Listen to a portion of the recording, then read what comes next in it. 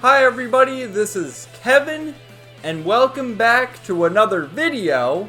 And today, I would like to share my thoughts on Ys: The Oath in Felghana, which is a remake of Ys 3, Wanderers from Ys, a game that originally released all the way back in 1989, so a year after Ys 2. Many years would come to pass until 2005 rolled around, and the remake, Ys: The Oath in Felghana, was released in Japan. However, as is the case with pretty much every Falcom title, it took many years for it to be properly localized and given an official release in North America, and so we didn't see this game until 2010 on the PSP. And then 2 years later, in 2012, they released a PC version, which is the version I played. And I have to say, after playing 4 Ys games now, in my maybe strange play order, starting with Ys 1, then 2, then 6, and finally the remake of 3, Oath in Felghana, I have to say, this is quite possibly the best Ys game yet. It's very impressive. Of course, with Ys 1 and 2, we had the bump system, and while it's a dated system, it's still fun.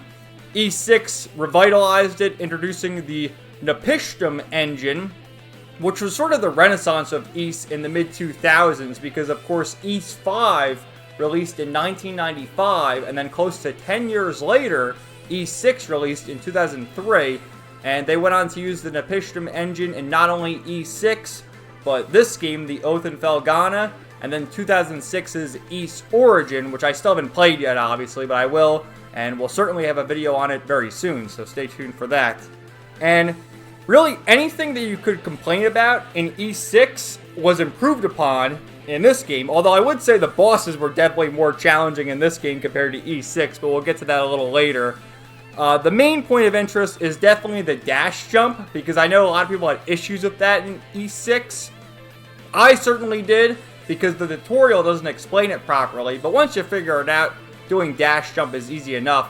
They changed that up a little by implementing a double jump in this game, The Oath in Felghana, but also you can utilize your wind magic to sort of extend your jump that way, so there isn't a dash jump in this game. They sort of eliminated it, but added new features to take its place. But yeah, we're going to begin with this game. So, for what the Ys series is, I think the story is quite good. I in the last review in Ys 6, I compared Ys to Zelda, and I still stand by that. Ys is basically a more obscure but better version of The Legend of Zelda. It's just down to the wire, with Adol Kristen being the silent protagonist similar to Link from Zelda. Ys is better, okay? It is what it is, that's just a fact. But this game, again, takes it up a notch. The story is excellent. And in particular, the cast of characters they introduced, specifically the Stoddard siblings, Elena and Chester, who both are excellent characters, especially Chester. It's really interesting to follow his story throughout the whole game, and it'll be even more interesting to go back and replay the game and maybe take more notes on what Chester says early in the game, because there is some foreshadowing, absolutely. But one thing I really love about the Falcom games is just the attention to detail and how they make every character feel so alive. So, in Ys 6, I mentioned this, how every single NPC has their own specific portrait. That carries over in this game. There's actually a character log, and there's only 32 characters, so it's not a lot, but there are custom portraits for every single character. Most of the characters have varied portraits in that they'll smile, they'll frown, they'll blush, they'll cry, whatever. They change their portrait around, similar to the Sky games. And I wonder if the artist on this game and also with Ys 6 was the same person who worked on the Sky trilogy, because the art is very similar. Very good. And, you know, Ys works in the way that Adol ends up going to some sort of island, whether he washes up on the island, or in this case, he goes back to Felghana with his good friend Dogi, who is from Felghana. And now Dogi has definitely appeared in every game because, well, he was in the first game. In the second game, he kind of has a cameo. In Ys 6, he's there. And here he is, taking Adol to his hometown of Redmont in Felghana. But of course, there's monsters and all sorts of crazy stuff to take care of. So Adol has to save the world. So let's just go through some of the characters real quick. You see right here, that's like the main, I'll probably make this the thumbnail with Adol in the middle, Chester and Elena. There's Elena, Adol, and Dogi. Which that's another thing I should note. This game had English voice acting, which was incredible, man. And they had some excellent voice actors, too. Patrick Seitz voices Dogi. And I'm pretty sure he voices Dogi in all the subsequent Ys games. So that's awesome, especially a voice actor of his caliber who has had some pretty prominent roles. Dio from JoJo's Bizarre Adventure comes to mind right away. There's Chester, who's voiced by Derek Stephen Prince. Elena, who's she voiced by? Heather Hogan. That's right, Colette from Tales of Symphonia. There's Sister Nell. She's voiced by Tara Platt. Again, look up behind the voice and just the excellent cast. Jameson Price, David Lodge. Vic Mignogna's even in the game as Father Pierre. But you see some of the character art and the sprites. These games hold up so well all these years later. Again, very, very similar looking to the Sky trilogy. Just in the way that the characters all have their portraits and also the, the chibi, almost claymation-like sprites is what they look like. And basically we have to go around recovering the 4 statues. Chester is also doing that. He opposes us several times throughout the game, but he has his own reasons. Again, excellent, excellent character. The music in this game is phenomenal. The track that's actually playing is the Valestine Castle theme. And it's so funny to sort of see how Falcom reuses things. I sort of joked about Ernest from E6 being a ripoff of Ario's, but let's not forget, E6 came out before Trails from Zero and Trails to Azure. So if anything, Ario's is a ripoff Ernest. And in this case, Valestine Castle, which I'm pretty sure that has to be the inspiration for Sarah Valestine. As I mentioned before, the NPCs, there's a purple-haired merchant NPC in Redmont named Harold. Okay? Harold Hayworth? I thought that was great. But there's an escort mission. I think there's been an escort mission in every single Ys game so far. So the first one had Fina. The second one, it had the little kid. What was his name? Tarf in the fire cave. In E6, there was the one with Terra and Olha. And now there's one with Elena. Dogi, true to his name, he's the Wall Crusher. He's been the Wall Crusher since the first game. And, okay, so magic returns in this game. As I said, magic was introduced in Ys 2. And then in E6, it also returned, but in the form of Adol's swords. He had 3 different swords, the Wind, Fire, and Thunder Sword. And in this case, he has bracelets, and one of them is Wind, another is Fire, and then another is Earth to crush walls, just like Dogi. Who needs doors when they got me?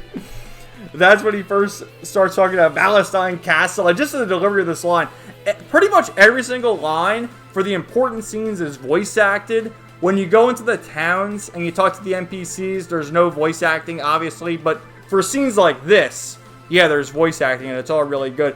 And true to Trails fashion, when you go back in between certain plot points and talk to the NPCs, they have something different to say, which I think it lends well to only having 32 NPCs. So you go back and you talk to them all again, you find hidden side quests, really good stuff. And also, in this case, like, you buy new weapons and equipment and stuff, but you can also increase it with Ravel Ore and add like +1, +2 strength defense and do that whole thing.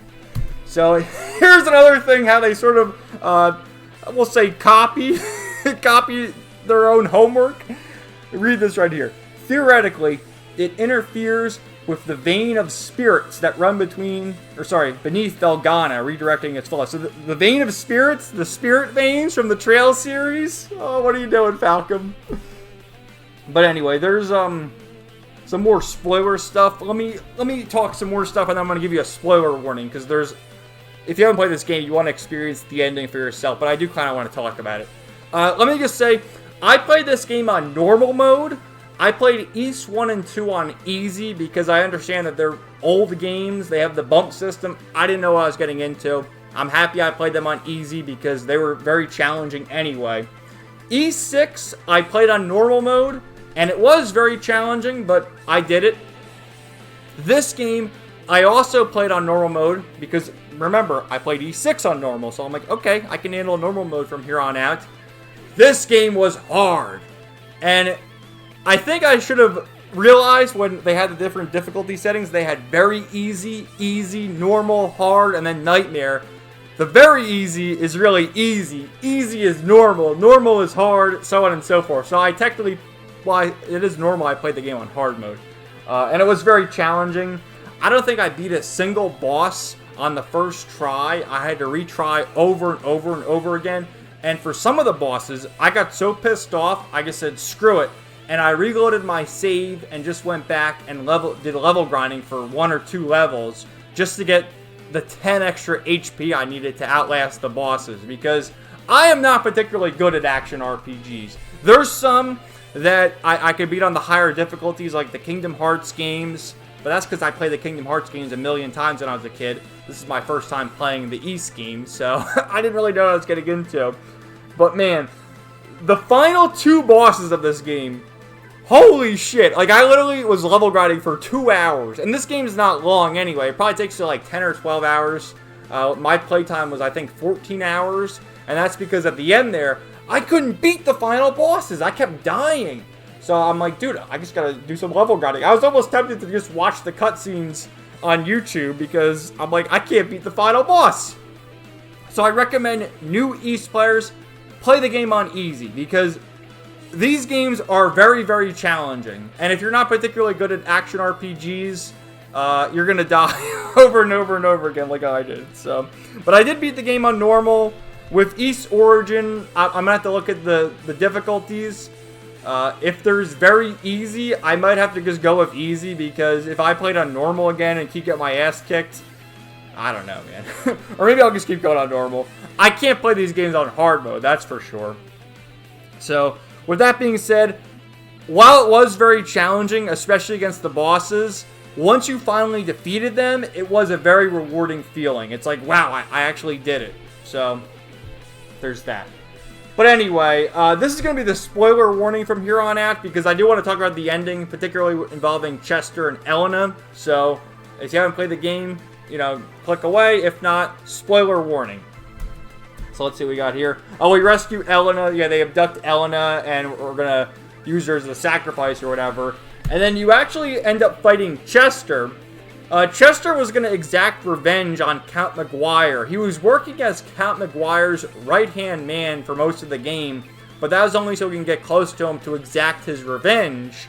And then we're going to stop him, which in this case, I agree with Chester. Kill Count McGuire. Fuck that asshole. Because Count McGuire had killed all of Chester and Elena's people. They were from this island, and all their people were killed at his hands, so he was going to exact his revenge, and I agreed with Chester. And that's where I understand, like, the endearing part to having the silent protagonist in Adol Kristen, but at a certain point, I kind of wish Adol would talk. You know, I really do, because you have Chester having this conversation with essentially himself, and then the narrator will say, like, Adol nodded his head. It's like, you know, can Adol say more than that? So, but Chester definitely did carry the game. What a badass pose there. And at the end, so yeah, Chester actually stabbed Dogi. That's why you see he's got like a bandage around his shoulder. He stabbed Dogi because Dogi was getting in his way. And eventually we go back to the island to fight the final boss. And that's the final boss right there, Goblin. And Chester shows up to save his sister, and in the end ends up having to sacrifice himself to save everybody, which I was shocked when that happened. I thought, okay, Chester, he's going to redeem himself, and it'll all be good. He can live happily with his sister. But no, he died. He sacrificed himself, and I was like, wow, dude, they killed him. They killed him. So when people, and I hear this all the time, like, oh, Falcom, and especially Trails, which I know Trails is different than East, but it's sort of in the same spectrum. They're afraid to kill their characters. Well, not at all. Not really. They killed Chester. They killed plenty of characters in the Trails series. I'm not going to spoil that for people who haven't played it, but, you know. And this line was so good. And I swear that I will. Right here on this spot, I pledge my oath to him.